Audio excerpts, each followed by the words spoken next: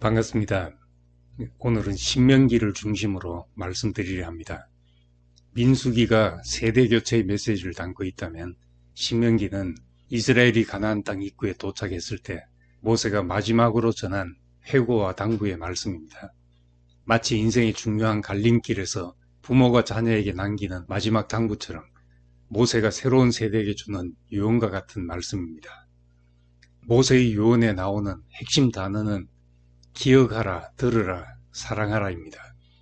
이 세 단어는 인생의 전환점에서 꼭 붙잡아야 할 신앙의 나침반과 같은 말씀입니다. 첫 번째 중요한 당부는 기억하라는 것입니다. 모세는 신명기 1장부터 4장까지 이스라엘의 과거를 낱낱이 꺼내놓습니다. 승리와 기적의 이야기만 아니라 불순종과 실패의 이야기도 숨기지 않습니다. 그리고 5장 15절에 너는 네 하나님 여호와께서 너를 애굽 땅 종되었던 곳에서 인도하여 내신 것을 기억하라 하셨고 8장 2절에서도 네 하나님께서 이 40년 동안에 네게 광야의 길을 걷게 하신 것을 기억하라 하셨습니다. 사람은 원하는 오래 기억해도 은혜는 쉽게 망각합니다. 그러나 신명기는 끊임없이 기억하라고 말씀합니다. 이 기억은 단순히 과거를 회상하는 것을 넘어섭니다.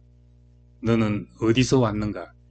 그 여정을 누가 여기까지 인도하셨는가? 하는 질문을 하고 있습니다. 마치 한 가정의 자녀가 부모님의 헌신과 희생 위에 자신의 삶이 바로 세워졌음을 깨달을 때 비로소 진정한 감사를 하게 되는 것과 같습니다. 그런가 하면 이스라엘 백성이 광야에서 불평하고 실패했던 순간들, 심지어 부모 세대가 불순종하고 약속의 땅에 들어가지 못했던 아픈 역사까지도 기억하게 했습니다. 왜냐하면 그 실패조차도 하나님의 놀라운 사랑과 하나님 언약의 신실함을 증명하는 증거가 되기 때문입니다. 부모 세대가 약속을 믿지 못하고 가데스 바네아에서 되돌아갔을 때 하나님은 그들을 포기하지 않으셨습니다. 오히려 그들의 자녀들을 통해 당신의 약속을 성취하셨습니다. 이것은 우리에게 큰 위로와 소망을 줍니다. 설령 우리가 넘어지고 실패하더라도 하나님은 우리를 통해 이루시고자 하는 당신의 계획을 절대로 포기하지 않으신다는 것을 보여주기 때문입니다.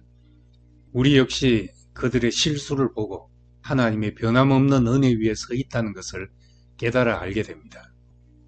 두 번째로 신명기의 가장 핵심적인 구절은 바로 쉐마 이스라엘, 즉 이스라엘아 들으라로 시작되는 말씀입니다. 6장 4절은 이스라엘아 들으라 우리 하나님 여호와는 오직 유일한 여호와시다 라는 말로 시작합니다. 우리는 세상에서 수많은 말들에 노출되어 살아갑니다. 책에서 영상에서 다양한 매체를 통해 누군가의 말을 듣습니다. 누구의 말이 들리냐에 따라 정체성이 형성되고 인생의 방향이 결정되기도 합니다. 하나님의 말씀이 들리면 하나님이 사람에게 원하시는 길이 보입니다. 쉐마 들으라 하는 말씀은 사랑의 관계로 이끄시는 하나님의 음성입니다. 여기서 듣는다는 것은 단순히 귀로 소리를 듣는 것을 넘어섭니다. 마치 사랑하는 연인이 서로 진심을 알게 되기를 바라며 상대방의 이야기에 귀 기울이는 것과 같습니다. 다시 말해 마음과 마음이 통하는 깊은 소통을 말합니다.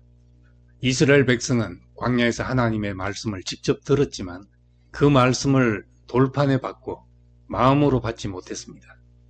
그러나 이제 약속의 땅을 눈앞에 둔 새로운 세대에게 모세는 다시 한번 쉐마 들으라고 말합니다. 하나님의 말씀은 단순한 교훈이 아니라 관계 회복의 언어입니다. 로마서에도 믿음은 들음에서 난다고 말씀하셨듯이 하나님의 말씀을 들을 때 우리는 그분의 성품과 뜻을 알아가고 우리를 향한 사랑의 깊이와 청량할 수 없는 은혜를 발견하게 됩니다. 이 들음이 우리 삶에 명확한 방향을 제시하고 세상 속에서 흔들리지 않는 중심을 잡아줍니다. 마치 바다를 항해하는 배가 등대의 불빛을 따라 안전한 항구로 나아가듯이 하나님의 말씀은 우리 인생을 비추는 등불이고 우리 인생에 두신 목적에 이르게 하는 길잡이가 됩니다. 하나님 말씀을 듣는 것은 하나님을 신뢰하고 그분과 관계를 더욱 깊게 하는 사랑의 행위입니다. 세 번째로 기억하라와 들으라는 당부는 결국 사랑하라는 명령으로 기결됩니다.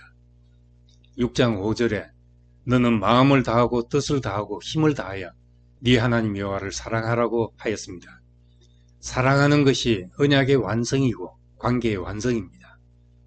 6장 4절 5절은 신명기 전체의 주제와 같습니다. 언약은 법적 계약이 아닙니다. 그것은 살아있는 관계이며 깊은 사랑의根입니다. 신명기에서 하나님을 사랑하라는 명령은 단순히 감정적인 사랑을 넘어섭니다. 그것은 우리 전 존재의 태도를 의미합니다. 사랑 없는 순종은 의무가 되고 순종 없는 사랑은 감정 노름일 뿐입니다. 신명기는 그 둘이 합쳐져야 진짜 믿음이 된다고 말합니다. 마치 예술가가 자기의 열정과 기교와 혼을 쏟아부어 하나의 작품을 완성하듯이 하나님을 향한 사랑은 우리의 전 존재가 삶의 모든 영역에서 표현되어야 한다는 것입니다. 이것은 율법을 기쁨으로 살아내게 하는 동기가 됩니다.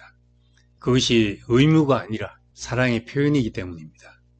성경에 나오는 모든 율법과 규례들은 바로 이 하나님을 향한 사랑의 규체적인 표현 방식으로 제시되었습니다. 하나님을 사랑하기 때문에 이웃을 사랑하고 가난한 자를 돌보고 공의를 행하며 하나님의 창조 질서를 존중하는 것입니다. 이러한 사랑의 관계가 우리를 변화시킵니다. 그리고 이 사랑은 우리를 통해 흘러나가 세상을 변화시키는 힘이 됩니다. 나의 실패와 부족함에도 불구하고 내게 베풀어진 신뢰와 사랑을 기억함으로써 우리 안에서도 사랑할 수 있는 마음이 생기게 됩니다. 신명기 1장부터 11장까지의 말씀은 새로운 땅에서 새 출발의 조건으로 은혜의 기억, 말씀 들음, 그리고 우리 존재의 근거가 되신 분에 대한 사랑을 당부합니다. 신명기의 이 말씀은 우리에게도 중요한 질문을 던집니다. 우리는 오늘 우리를 있게 한 은혜를 기억하고 있는가? 세상의 수많은 소리 가운데 누구의 말을 듣고 있는가? 그리고 우리는 마음과 목숨을 다할 사랑의 대상이 있는가? 오늘날 내 인생의 토대가 된 과거의 은혜를 기억하고 오늘도 들려주시는 하나님의 말씀을 마음에 새기며 하나님과 이웃에 대한 사랑이 나를 사로잡아 이끌 때 우리는 현실이라는 광야를 지나 약속의 땅으로 나아가게 할 것입니다. 신명기의 이 말씀이 하나님의 사랑의 초대로 들려지기를 원합니다. 감사합니다.